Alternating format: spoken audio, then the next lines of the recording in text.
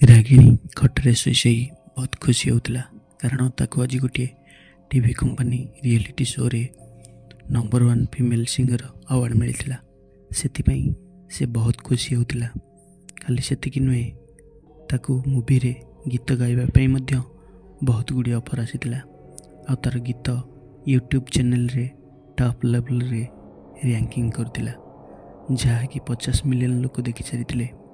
ସେ ମନେ ମନେ ଭାବୁଥିଲା, ରାଗିଣୀ 8 ଦିନ ପୂର୍ବରୁ ତୋର ଅବସ୍ଥା କେତେ ଖରାପ ଥିଲା, କିନ୍ତୁ ତୁ ଏବେ ବହୁତ ବଡ଼ ଷ୍ଟାର, ଆଉ ତୋ ପାଖରେ କରୋଡ଼ କରୋଡ଼ ଟଙ୍କା।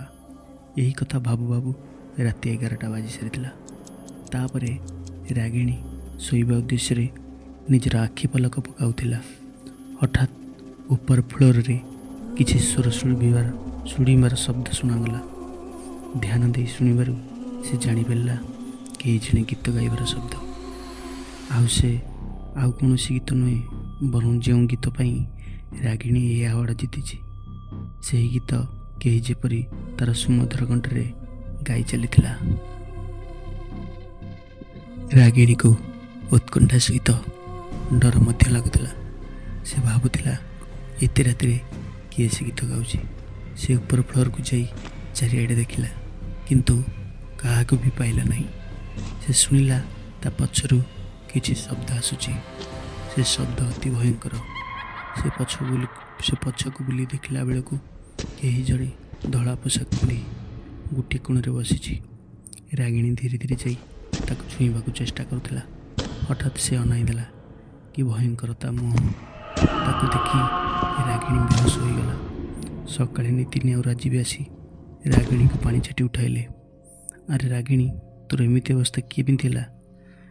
ରାଗିଣୀ କାଲି ରାତିରେ ଘଟିଥିବା ସମସ୍ତ ଘଟଣା କହିଲା। ନିତିନ ଆଉ ରାଜୀବ ତାର କଥାକୁ ହସରେ ଉଡ଼ାଇ ନେଲେ।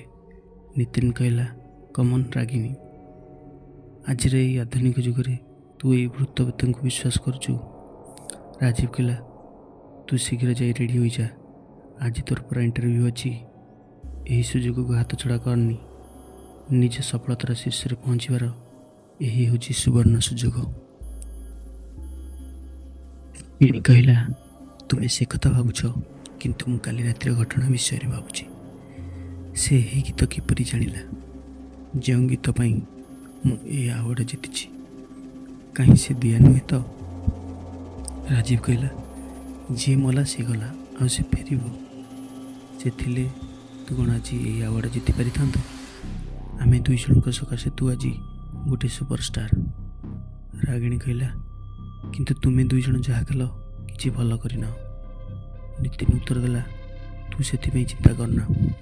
ପଇସା କମାଇବାକୁ ଏମିତି କିଛି ଛୋଟ ବଡ଼ କାମ କରିବାକୁ ପଡ଼ିଥାଏ। କମନ୍ ରାଗିଣୀ, ଯାହା ରେଡ଼ି ହେଇଯା, ଆମକୁ 11ଟାରେ ଷ୍ଟୁଡ଼ିଓରେ ପହଞ୍ଚିବାକୁ ପଡ଼ିବ। ତାପରେ ରାଗିଣୀ ଯାଇ ରେଡ଼ି ହୋଇଗଲା। ତିନି ଜଣ କାରରେ ବସି ଷ୍ଟୁଡ଼ିଓକୁ ଗଲେ। ଷ୍ଟୁଡ଼ିଓରେ ରାଗିଣୀର ଇଣ୍ଟରଭ୍ୟୁ ହେଲା। ରାଗିଣୀର ସେହି ଗୀତରେ ଅଡ଼ିଏନ୍ସ ଭଲ ଭଲ ରେଟିଂ ଦେଲେ। ରାଗିଣୀର ଖୁସି ଦ୍ୱିଗୁଣିତ ହୋଇଗଲା।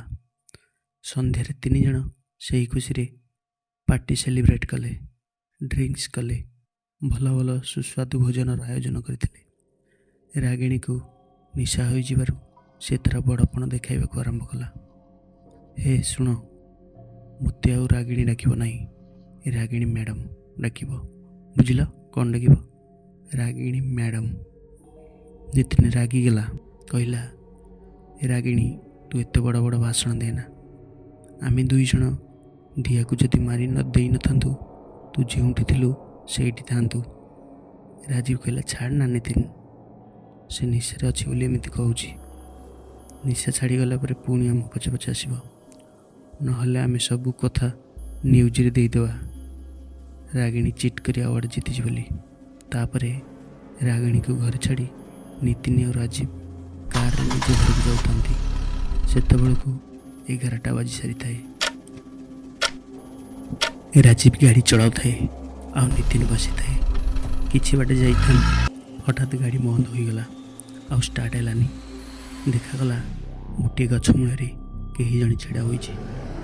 ଏ ରାଜୀବ, ସେଠି ଦେଖ, କିଏ ଛିଡ଼ା ହୋଇଛି। ନିତିନ ଡାକିଲା, କିଏ ସେଠି? କିଏ ସେଠି? ଦୁଇ ଜଣ ଡାକି ଡାକି ତା ପାଖକୁ ଚାଲିଗଲେ। ହଠାତ୍ ସେ ଦୁଇ ଜଣଙ୍କୁ ଅନାଇ ଦେଲା। କି ଭୟଙ୍କର ମୁହଁ ଦେଖି ଦୁଇ ଜଣ ଭୟରେ କମ୍ପିବାକୁ ଲାଗିଲେ। ସେ ଗୋଟେ ସୁନ୍ଦର ଝିଅରେ ପରିଣତ ହୋଇଗଲା। ଦୁଇ ଜଣ ଏକାବେଳେ କହି ଉଠିଲେ, ଦିଆ ତୁ? ହଁ ମୁଁ। ଭାବିଥିଲ ତୁମେ ମୋତେ ମାରିଦେଇ ଖୁସିରେ ରହି ଅୟସ କରିବ? ଭାବିଛ ମୁଁ ତୁମକୁ ବଞ୍ଚିବାକୁ ଦେବି? ନା ନା, ଆଜି ତୁମକୁ ମୋ ଠାରୁ କେହି ବି ବଞ୍ଚାଇ ପାରିବେ ନାହିଁ। କ'ଣ ମୋର ଭୁଲ ଥିଲା? ମୁଁ ତୁମ ପାଖରୁ ଗୋଟିଏ ଲକ୍ଷ୍ୟ ନେଇ ଆସିଥିଲି। ସାମାନ୍ୟ କେଇଟା ଟଙ୍କା ପାଇଁ ତୁମେ ମୋ ଧନ ତ ଚୋରି କଲ, ଶେଷରେ ମୋତେ ମାରିଦେଲ। ତୁମକୁ ବଞ୍ଚିବାର କୌଣସି ଅଧିକାର ନାହିଁ। ଏହା କହି ଦୁଇ ଜଣଙ୍କୁ ଦୁଇ ଫାଳ କରି ଚିରି ଦେଇ ଦିଆ ତାଙ୍କୁ ମାରିଦେଲା। ଏପଟେ ରାଗିଣୀ ଖଟ ଉପରେ ନିଶାରେ ଶୋଇଥାଏ। ହଠାତ୍ ତାର ନିଦ ଭାଙ୍ଗିଗଲା। ଘଣ୍ଟାରେ ରାତି 2ଟା ବାଜି ସାରିଥାଏ। ସେହି ଗୀତ ପୁଣି କିଏ ଗାଇବା ପରି ଲାଗିଲା। ରାଗିଣୀ ଖୋଜିବାକୁ ଲାଗିଲା କିଏ ଗାଉଛି। ହଠାତ୍ ସେ ରାଗିଣୀ ସାମ୍ନାକୁ ଆସିଗଲା। ଅତି କଦର୍ଯ୍ୟ ରୂପ ନେଇ ସେ ରାଗିଣୀ ସାମ୍ନାକୁ ଆସିଥିଲା। ରାଗିଣୀର ନିଶା ଏକଦମ ଛାଡ଼ିଗଲା। ପଚାରିଲା, ତୁମେ କିଏ? କାହିଁକି ମୋତେ ଏତେ ହଇରାଣ କରୁଛ? ଦିଆ ତାର ଅସଲି ରୂପକୁ ଆସିଲା। ରାଗିଣୀ, ଦିଆ ତୁମେ? ହଁ ମୁଁ। ଭାବିଛ ମୋତେ ମାରିଦେଇ ଜିତ୍ ହାସଲ କରିନେବ? ରାଗିଣୀ କହିଲା, ନା ନା ଦିଆ, ତୁମକୁ ମୁଁ ମାରିନି। ଦିଆ କହିଲା, ହଁ ତୁମେ ମାରି ନପାର, କିନ୍ତୁ ମୋ ମରିବା ପାଇଁ ତୁମେ ଦାୟୀ। ମୋ ଧନକୁ ତୁମକୁ କପି କରିବାକୁ ଅଧିକାର କିଏ ଦେଲା? ଯେତେ ଶୀଘ୍ର ପାରୁଛ ସ୍ୱୀକାର କର, ସେ ଧନ ତୁମର ନୁହେଁ, ନହେଲେ ସେ ଦୁଇ ଜଣଙ୍କ ପରି ତୁମେ ବି ମରିବ। ରାଗିଣୀ କହିଲା, ହଁ ହଁ, ମୁଁ ମିଡ଼ିଆରେ ସବୁ ସ୍ୱୀକାର କରିବି। ତା ପରଦିନ ରାଗିଣୀ ମିଡ଼ିଆ ଡକାଇ ଆଣିଲା ଓ ପ୍ରକୃତରେ ସେଇ ଧନର କିଏ ଅଧିକାରୀ ସବୁ ମିଡ଼ିଆରେ କହିଲା। ତାପରେ ଦିଆର ଆତ୍ମା ସବୁଦିନ ପାଇଁ ମୁକ୍ତି ପାଇଗଲା।